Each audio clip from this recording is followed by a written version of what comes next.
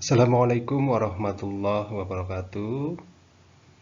Bagaimana kabarnya anak-anakku semua pada hari ini? Ya, dari Sabang sampai Merauke. Pak Guru doakan semoga kalian sehat selalu. Walaupun kita masih dalam masa pandemi, kita harus tetap semangat dalam belajar. Dan tak lupa, kita harus tetap selalu berdoa ya, agar pandemi ini cepat selesai. Dan jangan lupa tetap jaga protokol kesehatan ya, pakai masker, jaga jarak.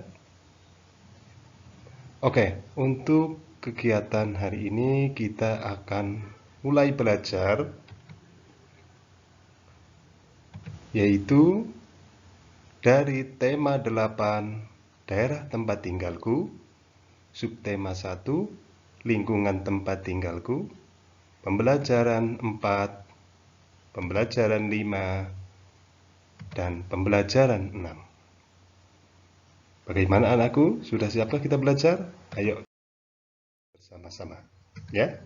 Mari ikuti Pak Guru. Coba kalian lihat. Di dalam gambar ada seorang anak laki-laki dan anak perempuan ya, yang sedang bermain sepeda dan ada yang berlari. Mari kita bahas bersama-sama. Coba kalian lihat gambarnya ya. Itu adalah gambar Dayu dan Kak Gusti. Dayu dan Kak Gusti memiliki kegemaran olahraga yang berbeda. Dayu gemar bersepeda dan Kak Gusti gemar berlari. Keduanya sering berolahraga bersama. Bahkan terkadang Kak Gusti membonceng Dayu apabila kecapean. Dayu dengan senang hati membantu kakaknya. Keragaman karakteristik individu tidak hanya keragaman fisik, tetapi juga berupa keragaman kegemaran atau hobi. Seperti Dayu dan Kak Gusti, mereka memiliki kegemaran yang berbeda. Namun keduanya dapat hidup rukun dan saling membantu. Bagaimana denganmu? Apa kegemaran kalian? Ya. Apa kegemaran keluarga kalian? Kalian pun harus tahu ya, yang di rumah harus tahu. Kegemaran ayah, kegemaran ibu, kegemaran kakak, kegemaran adik, atau bahkan teman kalian yang dekat dengan rumah kalian. Ayo kita ulas bersama-sama, adik-adik semua.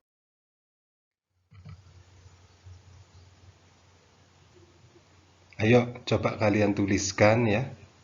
Coba yang pertama, lakukan wawancara dengan anggota keluargamu. Ya, kalian bisa menanyakan kepada siapa? Kepada ayah, kepada ibu, kepada kakak, kamu sendiri ya, bahkan kepada adik kalian atau teman kalian. Yang kedua, tanyakanlah mengenai kegemaran setiap anggota keluargamu ya. Hobi setiap anggota keluargamu apa? Nanti kita bahas bersama-sama. Kemudian setelah kalian menanyakan hobi atau kegemaran kepada keluarga kalian, nanti kalian bisa mengambil apa sih manfaat dari kegemaran atau hobi yang ada di keluargamu.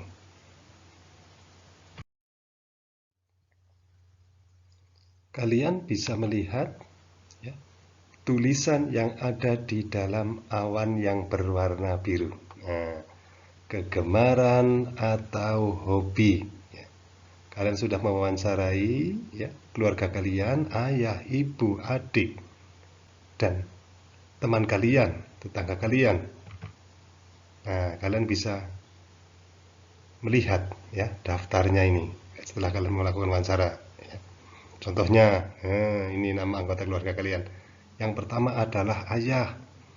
Ayah memiliki kegemaran bermain bulu tangkis. Ya. Kemudian ibu ibu memiliki kegemaran memasak. Karena apa? Setiap hari ibu memasak di dapur. Setiap pagi ibu memasak, menyiapkan makanan untuk kalian, untuk bekal kalian berangkat ke sekolah. Kemudian yang ketiga adalah kakak. Nah, ini kakak. Kakak memiliki kegemaran bermain sepak bola bersama teman-temannya, ya, di lapangan. Kemudian kamu sendiri pun mengetahui apa gemarnya, apa hobinya, yaitu membaca buku. Kemudian selanjutnya adalah yang kelima, adik. Adik gemar atau hobi menyanyi. Nah, kemudian yang selanjutnya, kalian bisa lihat ini, ya, yang ada di dalam kotak warna biru. Apa manfaat kegemaran yang ada di keluargamu? Nah, ini sudah muncul. Yang pertama adalah belajar mengenal karakteristik seseorang. Setelah kalian melakukan wawancara kepada keluarga kalian, kalian jadi mengetahui karakteristik, bisa belajar karakteristik tentang apa? Keragaman hobi atau keragaman kegemaran yang ada di keluarga kamu. Yang kedua, belajar sikap toleransi akan perbedaan kegemaran. Nah, bertoleransi, saling menghargai.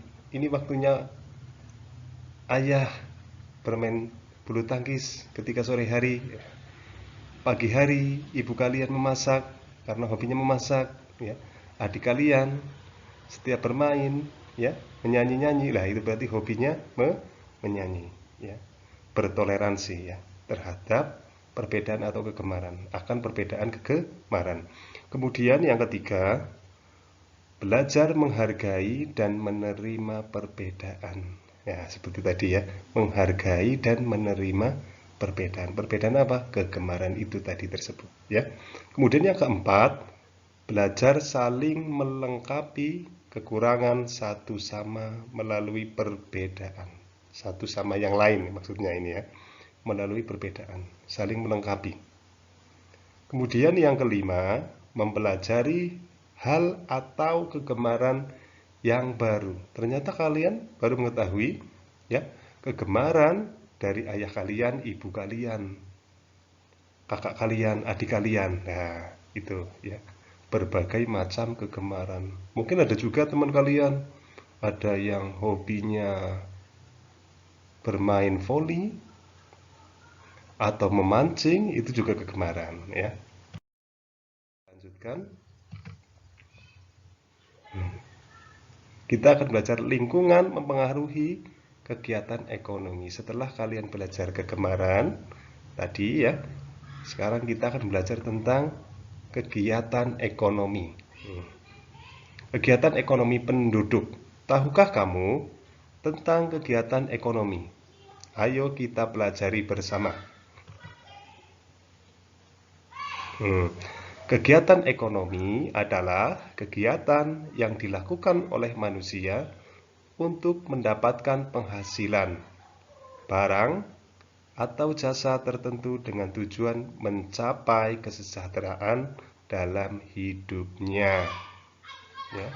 Berikut macam-macam kegiatan ekonomi. Nah, yang pertama ini, kegiatan ekonomi yang pertama adalah kegiatan produksi. Kegiatan produksi. Pernahkah kalian mendengarkan kegiatan produksi atau kata-kata produksi? Pasti sering, ya. Tapi kalau kita tidak mempelajari tentang apa sih arti produksi, kita tidak akan tahu, hanya mendengar produksi.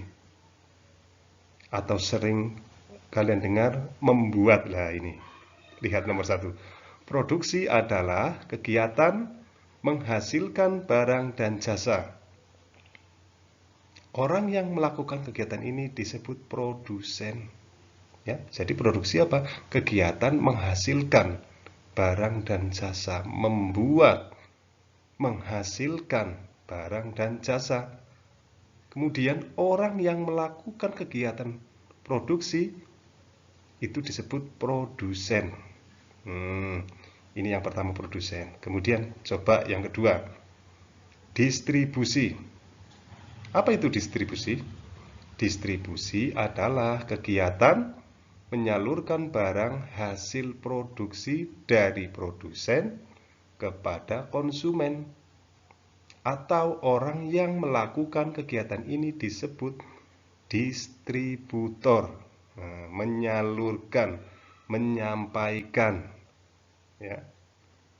Setelah dibuat, disalurkan, kemudian diapain lagi?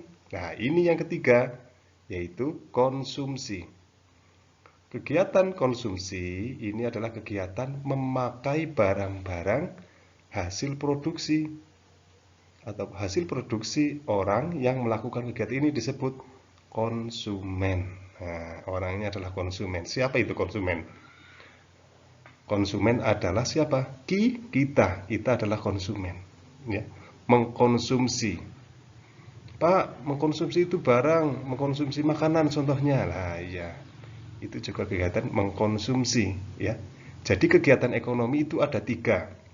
Yang pertama produksi, kemudian yang kedua distribusi, yang ketiga konsumsi.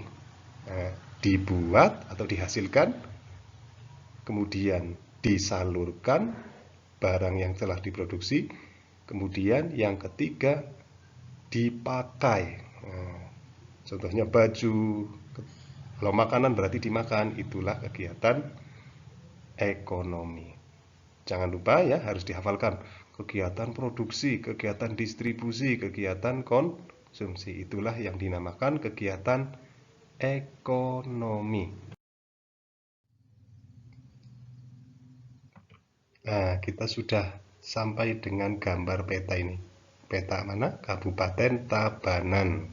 Nah, apa sih Pak peta namanya? Peta nanti kita ulas di slide selanjutnya ya. Sekarang kita lihat dulu. Peta Kabupaten Tabanan. Di manakah Kabupaten Tabanan? Kabupaten Tabanan berada di mana coba? Di Pulau Bali. Adakah anak-anak semua yang pernah pergi ke sana, berlibur ke Provinsi Bali? Mudah-mudahan kalian nanti bisa liburan ke sana, ya, berlibur ke Pulau Bali atau Pulau Dewata. Yuk kita bahas semua, ya, kita bahas peta Kabupaten Tabanan. Kalian bisa melihat di situ ada gambar peta Kabupaten Tabanan. Tabanan merupakan salah satu kabupaten di Provinsi Bali. Kabupaten ini terletak di bagian selatan Pulau Bali. Daerah Tabanan didominasi oleh pegunungan dan pantai. Sepertiga wilayah Kabupaten Tabanan digunakan sebagai lahan persawahan, sehingga kabupaten ini dikenal sebagai daerah agraris. Potensi unggulan Kabupaten Tabanan adalah bidang pertanian. Bidang pertanian. Sebagian besar mata pencaharian penduduknya adalah petani. Hasil pertanian di Kabupaten Tabanan berupa padi dan sayuran. Sayuran dihasilkan di daerah bertopografi tinggi seperti Batu Riti. Ya. Hasil sayuran digunakan untuk memenuhi kebutuhan hotel, restoran, dan supermarket di Bali. Selain pertanian, ternak unggulan Kabupaten Tabanan adalah ayam. Ya, tidak hanya pertanian saja, tapi di Kabupaten Tabanan banyak juga peternakan, yaitu peternakan ayam. Peternakan ayam buras, petelur, dan pedaging berada di Desa Udu dan Bolangan, Kecamatan Penebel. Di Kabupaten Tabanan juga berkembang industri kerajinan, ya. Berarti banyak di Kabupaten Tabanan, ya. Tidak hanya pertanian, ada juga peternakan, ada juga apalagi kerajinan. Seperti apa? Seperti anyaman bambu, keramik, gerabah, logam, dan perak. Industri ini dikembangkan di Desa Pejaten, Kecamatan Kediri. Objek wisata di Kabupaten Tabanan juga berkembang pesat.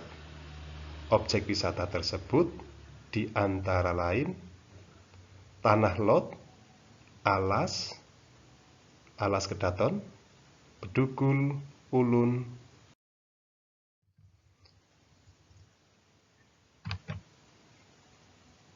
Nah, ini selanjutnya. Danau Berantan dan Kebun Raya Eka Raya. Perkembangan objek wisata ini mendukung berkembangnya usaha jasa seperti restoran, hotel, dan penginapan. Selain dimanfaatkan sebagai objek wisata, potensi kelautan Kabupaten Tabanan juga dimanfaatkan masyarakat sekitar untuk menangkap ikan. Jadi banyak sekali ya kegiatan ekonomi yang ada di daerah Kabupaten Tabanan. Ya, bisa kalian lihat profesi yang ada di daerah Kabupaten Tabanan atau pekerjaan. Ya, ada petani, ada peternak, ada pengrajin, ya, ada orang yang mempunyai usaha perhotelan. Kemudian banyak sekali wisata juga di Kabupaten Tabanan ya. Seperti tadi itu ya, ada Bedugul, ada Tanah Lot dan sebagainya, masih banyak yang lainnya ya. Bisa kalian lihat di dalam slide itu ada gambar orang sedang bercocok tanam. Ya, gambar yang pertama. Kemudian gambar yang kedua, ada seorang peternak yang sedang memberikan makan atau sedang panen telur ini, ya, sedang mengambil telur. Kemudian yang ketiga, ini wisata ini ya. Mari kita lanjutkan. Setelah kalian membaca dan melihat peta Kabupaten Tabanan, jawablah pertanyaan berikut berdasarkan bacaan di atas. Ya, tadi kalian sudah mencermati bacaan tersebut. Bacaan di atas tentang Kabupaten Tabanan, ya. Pasti kalian bisa menjawab pertanyaan-pertanyaan berikut. Pertanyaan yang pertama, apa saja kegiatan ekonomi di Kabupaten Tabanan? Apa saja kegiatan ekonominya ya? Setelah kalian belajar produksi, distribusi, konsumsi, kalian juga sudah membaca peta Kabupaten Tabanan dan teksnya, kalian pasti nanti bisa menjawabnya ya. Kegiatan produksi apa saja? Kalian nanti cantumkan di dalam kegiatan produksi, yaitu yang A itu. Kemudian yang B, distribusi apa yang di situ, yang di Kabupaten Tabanan tersebut. Kemudian yang kedua, apa saja jenis pekerjaan yang terkait dengan kegiatan ekonomi di Kabupaten Tabanan.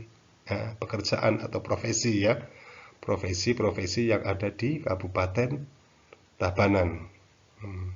Memproduksi apa ya, membuat apa ya. Contohnya Pak Guru contohkan satu itu tadi, pengrajin membuat apa, kemudian distribusi apa ya, konsumsi apa yang ada di Kabupaten Tabanan. Kemudian setelah kalian tadi melihat gambar peta dan teks yang ada di bawahnya atau tentang Kabupaten Tabanan, marilah kita mengamati bersama. Ayo mengamati. Amatilah lingkungan tempat tinggalmu. Nah, tadi kan di Kabupaten Tabanan, sekarang kalian mengamati tempat tinggalmu atau lingkungan tempat tinggalmu. Ya, coba diamati. Yang kedua, identifikasilah kegiatan ekonomi yang ada di lingkungan tempat tinggalmu. Ya, tidak hanya di sana di Kabupaten Tabanan, tapi di lingkungan sekitar kalian pun banyak kegiatan ekonomi. Ya, contohnya saja pertanian apa yang berpotensi di lingkungan kalian ya. Kemudian pengrajin, misalkan barang apa yang dibuat oleh pengrajin tersebut di daerah kalian ya. Mungkin setiap daerah akan berbeda-beda ya, itulah yang dinamakan keragaman ya. Kemudian yang ketiga, identifikasi pula jenis pekerjaan yang terkait dengan kegiatan ekonomi itu ya. Pekerjaan itu banyak ya, apalagi di lingkungan sekitar kalian bisa mengamati, ada yang jadi petani, ada yang jadi peternak, ada yang pekerjaannya dalam bentuk jasa, ya, misalkan sopir, dokter, guru, ya, dan sebagainya. Tuliskan hasil pada kolom berikut. Nah, contoh kegiatan ekonomi di lingkungan tempat tinggalku. Ya, kalian bisa nanti di rumah menuliskan yang pertama produksi. Nah, kegiatan ekonomi produksi yang ada di lingkungan kalian. Ya. Kemudian yang kedua, kegiatan distribusi. Kegiatan distribusi atau menyalurkan yang ada di daerah kalian. Kemudian yang ketiga adalah kegiatan konsumsi. Kita lanjutkan lagi. Ayo mengamati. Setelah kalian belajar tentang kegiatan ekonomi, ayo mengamati. Keluarga besar Beni berasal dari Medan atau Sumatera Utara. Namun, ayah dan ibu Beni merantau dan menetap di Jakarta. Ada juga paman Beni yang merantau ke Jambi. Paman Beni bernama Tagor. Tahukah kamu Pulau Sumatera? Nah, kita akan belajar tentang Pulau Sumatera. Apakah kalian sudah tahu pulau-pulau yang ada di Indonesia? Nah, salah satunya adalah Pulau Sumatera. Ayo kita mengamati peta Pulau Sumatera, ya. Banyak sekali pulau-pulau yang ada di Indonesia. Indonesia itu dijuluki dengan negara 1000 pulau. Kenapa dinamakan 1000 pulau? Karena beribu-ribu pulau yang ada di negara kita, negara Indonesia, ya. Kita patut bersyukur, ya. Jadi keragaman yang ada di Indonesia itu banyak sekali. Karena apa? Pulaunya pun banyak, ya. Beragam pulau, beragam kebudayaan, beragam warna kulit, ras, dan sebagainya. Tapi kita tidak boleh saling membeda-bedakan. Harus tetap memegang teguh Bhinneka Tunggal Ika. Berbeda-beda tetapi tetap satu. Ya. Contohnya ini pulau. Kita kembali lagi ke Pulau Sumatera. Tadi apa? Sumatera Utara. Inilah gambar peta Pulau Sumatera.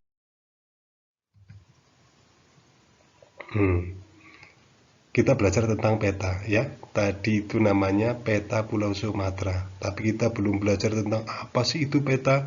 Kita akan belajar bersama-sama apa itu peta. Peta adalah gambaran konvensional dari permukaan bumi, baik sebagian atau seluruhnya, pada bidang datar atau bidang yang bisa didatarkan dengan dibubuhi skala atau simbol.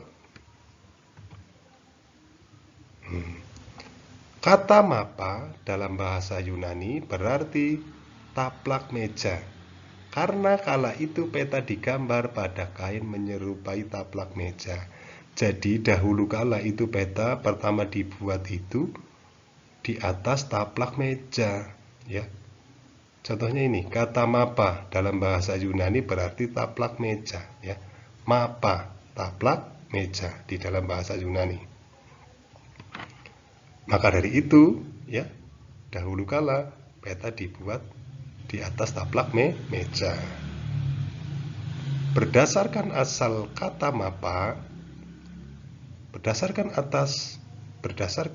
asal kata mapa tersebut, peta dapat diartikan sebagai lembaran yang berisi tentang gambar sebagian seluruh permukaan bumi. Apa itu fungsi peta? Fungsi peta yang pertama adalah memberi informasi kepada pembaca mengenai letak relatif maupun absolut suatu daerah terhadap daerah lainnya di permukaan bumi. Kondisi fisik, non-fisik suatu daerah, misalnya kepadatan jumlah penduduk, persebaran, dan lain-lainnya. Yang kedua, memperhatikan ukuran dengan peta sehingga dapat diukur luas wilayah dan jarak di permukaan bumi. Yang ketiga, menyajikan data tentang potensi suatu daerah sebagai alat bantu dalam hal penelitian lapangan, operasi militer, perencanaan suatu wilayah, jelajah alam, dan lain-lain. Nah, itu tentang definisi dari peta setelah kalian membaca, ya. Kemudian kita lanjutkan, kita akan belajar tentang tempo. Setelah kita belajar peta, kita akan belajar tentang tempo. Tadi peta, sekarang tempo. Lah, apa sih tempo? Pasti kalian pernah mendengarnya. Apa itu tempo? Tempo biasanya digunakan dalam sebuah lagu, ya. Ayo kita belajar bersama-sama. Tempo adalah cepat lambatnya lagu dinyanyikan.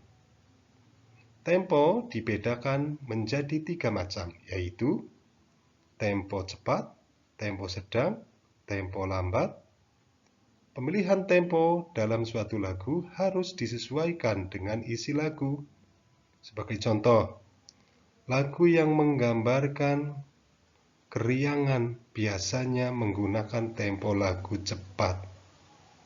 Lagu untuk menidurkan bayi biasanya menggunakan tempo sedang atau tempo lambat, ya, atau lembut, ya. Agar apa? Agar bayi tersebut bisa tidur, ya. Kalau lagunya cepat, jadi tidak tidur-tidur. Lah, ya. Ini bernyanyi dengan baik membutuhkan teknik seperti intonasi tempo. Intonasi merupakan cara bernyanyi mencapai ketepatan bunyi tiap nada. Bunyi nada yang tepat akan menghasilkan suara yang tidak sumbang dan enak didengar. Kecepatan lagu diukur dengan alat pengukur yang disebut metronom, Maelzel, atau disingkat mm. Metronom Maelzel ini akan memberikan petunjuk seberapa cepat atau lambatnya lagu dinyanyikan, ya, atau disingkat dengan mm, kepanjangan dari metronom Maelzel, ya. Sebagai contoh lagu Timang-timang anakku sayang, ya, ditulis dengan tempo andante, kecepatan lagu. Kecepatan tempo lagu dikelompokkan menjadi 3, ya, kecepatannya tempo. Yang pertama adalah tempo lambat. Contohnya lento, artinya adalah sama dengan lambat. Lambatnya seberapa? 56 sampai 58 metronom Maelzel mm. Yang B, tempo sedang. Contoh andante, seperti orang berjalan, 72 sampai 76 metronom Maelzel. Yang kecil tempo cepat. Contoh allegro atau cepat, hidup dan riang, 132 sampai 138 metronom Maelzel.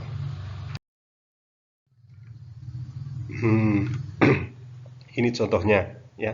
Contoh lagu yang menggunakan tempo, ciptaan lagu Suwe Ora Jamu, ciptaan RC Harjo Subroto, ya.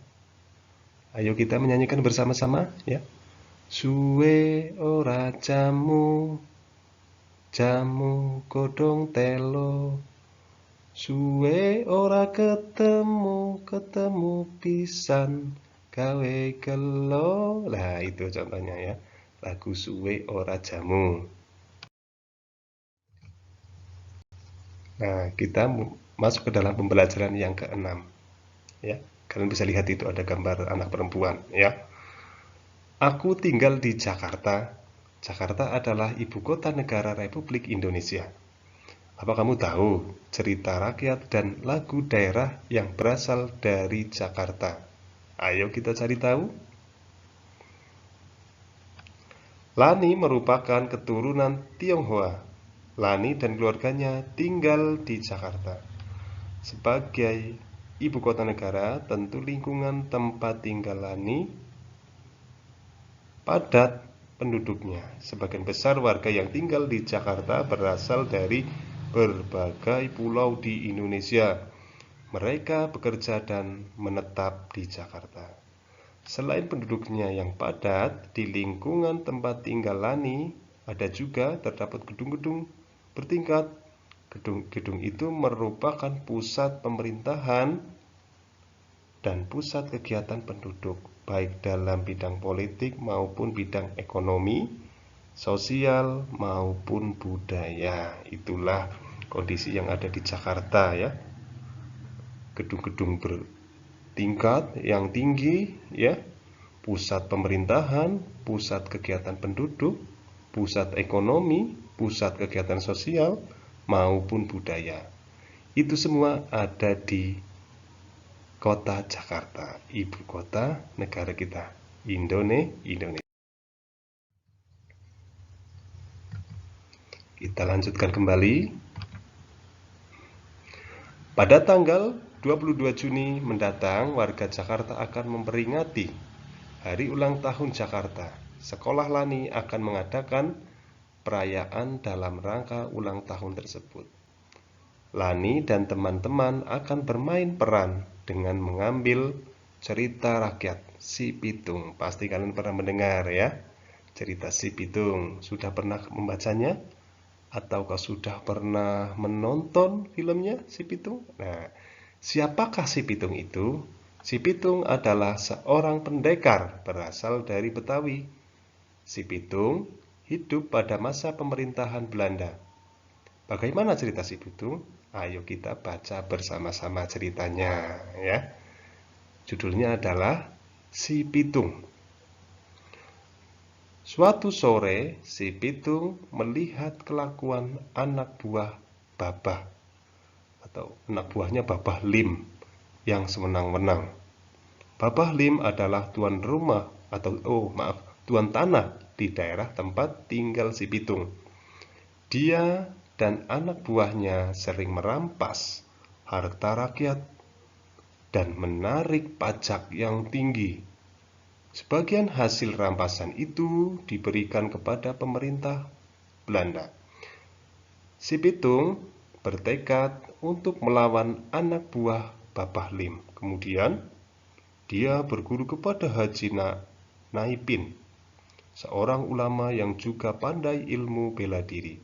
Si Pitung cepat menguasai semua ilmu yang diajarkan oleh Haji Naipin ya. Pitung gunakan ilmu yang kuberikan untuk membela orang-orang yang tertindas.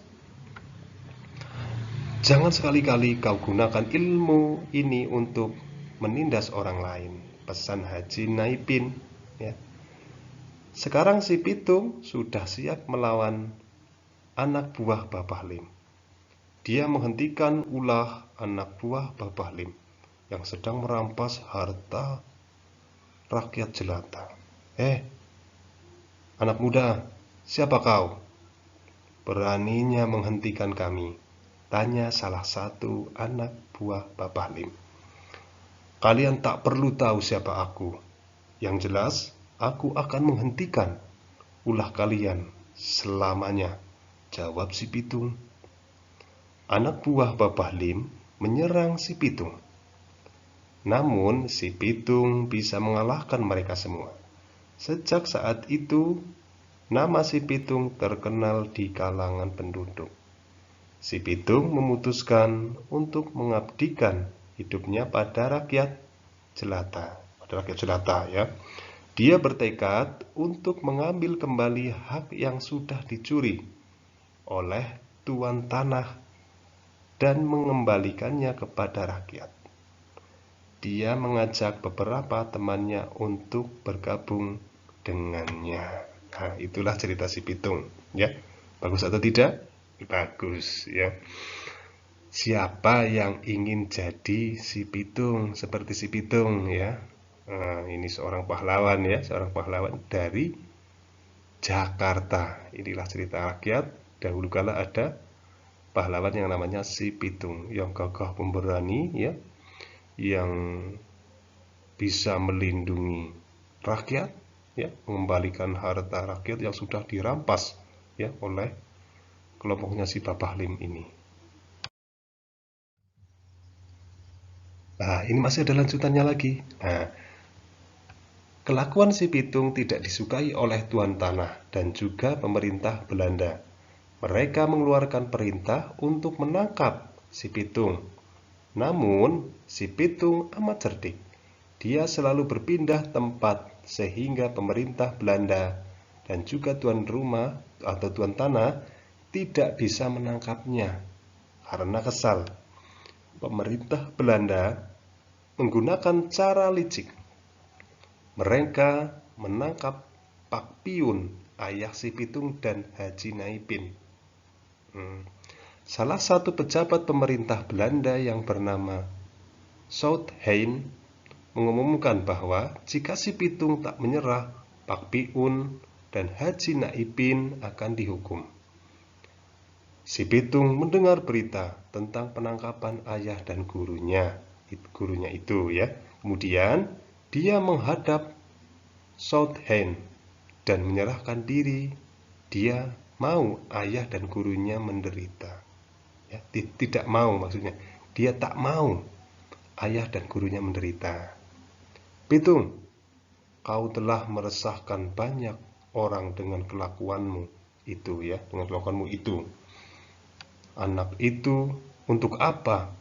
Untuk itu kau harus dihukum tembak, kata Southain. Kau tidak keliru. Kau tidak keliru. Bukannya kau dan tuan tanah itu yang meresahkan orang banyak. Aku tidak takut dengan ancamanmu, jawab si Pitung. Southain benar-benar melaksanakan ancamannya. Si Pitung dihukum tembak. Hidup si Pitung berakhir di ujung peluru. Namun kisah kepahlawanannya tetap dikenang. Si Pitung si pahlawan rakyat jelata ya. Inilah pahlawan ya. Pasti kalian ingin menjadi seorang pahlawan ya. Mungkin anak-anak semua ada yang ingin jadi tentara ya, ingin jadi polisi ya. Apalagi seperti si Pitung bisa membela rakyat jelata walaupun berakhir dia harus ditembak oleh anak buahnya Southain atau oleh Southain ini ya, yang menembak. Kasihan ya, padahal dia sudah berjuang banyak untuk rakyat, namun Southain ini ya menangkap ayah dan gurunya. Makanya si Pitung menyerahkan diri dan akhirnya si Pitung dihukum mati dengan cara ditembak ya. Namun beliau adalah pahlawan ya, yang berasal dari Jakarta. Kita lanjutkan lagi pelajarannya. Nah, ya setelah kalian tadi membaca cerita si Pitung ya, coba kalian, ayo kita berlatih identifikasi cerita si Pitung dengan menjawab soal-soal berikut. Ya, yang pertama, apa jenis cerita fiksi teks berjudul si Pitung? Berikan alasanmu. Ayo, silakan kalian tulis di buku kalian ya. Apa jenis cerita fiksi teks berjudul si Pitung? Yang kedua, sebutkan nama tokoh-tokoh dalam cerita tersebut. Nah, tokohnya, orangnya siapa saja yang ada dalam cerita si Pitung ya. Banyak sekali, kalian nanti bisa membaca lagi cerita si Pitung. Nanti kalian bisa menuliskan dalam jawaban di nomor 2 ya. Tokoh-tokoh dalam cerita si Pitung. Yang ketiga, sebutkan tokoh utama dan tokoh tambahan pada cerita tersebut ya, pada cerita si Pitung ya, jelaskan ya. Ya, si Pitung lah itu. Kalian sudah bisa menjawab ya. Yang keempat, sebutkan tokoh protagonis dan tokoh antagonis pada cerita tersebut. Jelaskan nah ya. Protagonis berarti tokoh yang seperti apa. antagonis ya. Protagonis itu sedikit Pak Guru jelaskan tokoh penengah ya, yang tidak jahat. Tapi kalau tokoh antagonis berarti tokoh yang jahat yang ada dalam cerita. Kalian bisa mengambil siapa saja yang masuk dalam tokoh antagonis atau siapa menjadi tokoh protagonis, tokoh penengah. Oke, terima kasih ya. Pelajaran hari ini ya sudah selesai, yaitu tema 8, subtema 1, pembelajaran 4, 5, dan 6. Terima kasih telah belajar bersama Pak Guru, telah melihat pembelajaran yang Pak Guru sampaikan. Mudah-mudahan bermanfaat untuk kalian ya. Itu saja yang bisa Pak Guru sampaikan. Billahi taufik wal hidayah. Wassalamualaikum warahmatullahi wabarakatuh.